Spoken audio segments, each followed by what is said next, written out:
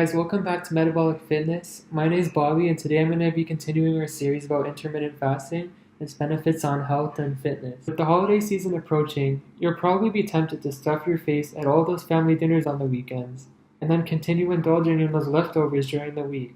You might have even already finished your advent calendar and eaten all those chocolates as soon as the calendar struck December 1st.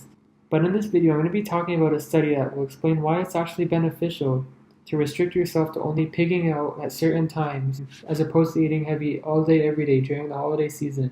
Basically, I'm going to be talking about intermittent fasting as a way to reduce your chances of developing type 2 diabetes.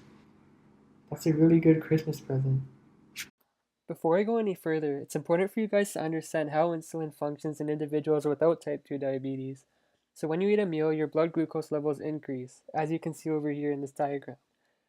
Once your brain detects that blood glucose levels have risen past a certain point, it signals the release of the hormone insulin into the bloodstream from the pancreas. Essentially, insulin acts to decrease blood glucose levels and maintain homeostasis. Once released in the bloodstream, insulin promotes the uptake of blood glucose by liver, muscle, and fat cells. To do this, insulin activates several anabolic enzymes such as glycogen synthase, which promotes glycogen synthesis, and acetyl-CoA carboxylase, which promotes fat synthesis. So, how does type 2 diabetes actually develop? Type 2 diabetes is essentially caused by insulin resistance. This occurs when the fat, liver, and muscle cells of the body no longer respond to insulin in a normal way. So, although insulin is being produced, it is not being taken up by the cells, as you can see over here. Thus, blood glucose levels remain elevated in a hyperglycemic state, which leads to type 2 diabetes over time. So this is the name of the study that I'm going to be talking about. Now, one of the goals of the researchers was to determine whether intermittent fasting, or equivalently, time-restricted feeding, could benefit health by reducing the chances of developing type 2 diabetes. To do this, they tested a variety of mice groups. The groups differed based on a variety of factors, such as diet and amount of time between meals. However, the main differences that I will be focusing on is whether the mice were in the ad libitum, or ALF group, or if they were in the time-restricted feeding, or TRF group. The ALF mice were allowed to eat as many meals as they desired at any time. So they would be equivalent to those people who go to weekend family dinners over the holidays, and then continue to eat as much as they want throughout the week. The TRF mice are those who engage in intermittent fasting. They would fast during the week, but then eat as much as they wanted to on weekends. These mice would be equivalent to the people who restrict the amount of food they eat during the week, and then indulge as much as they want to on the weekend family dinners. So in the study, the researchers performed a glucose tolerance test, or GTT.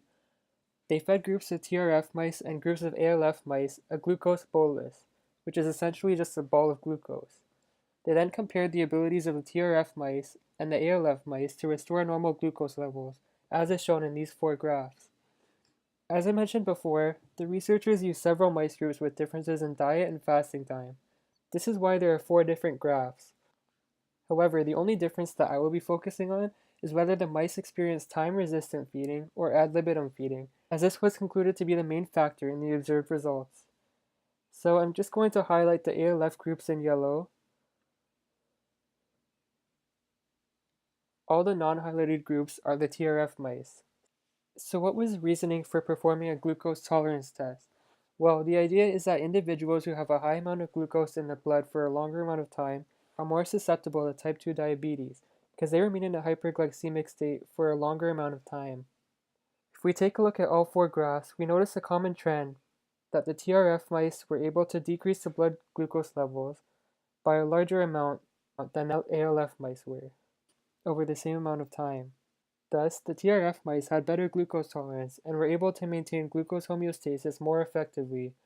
As a result, the TRF mice were not in the hyperglycemic state for as long and were less susceptible to insulin resistance and type 2 diabetes. So the main takeaway from this study is that intermittent fasting could actually help to prevent type 2 diabetes. Since the TRF mice were more effective in reducing blood glucose levels than their ALF counterparts, then perhaps we can reduce our chances of developing type 2 diabetes by engaging in time-restricted feeding. So before you feast on a Wednesday night this holiday season, think about how your risk of diabetes could be decreased if you just wait until the family dinner at grandma's house on the following Saturday.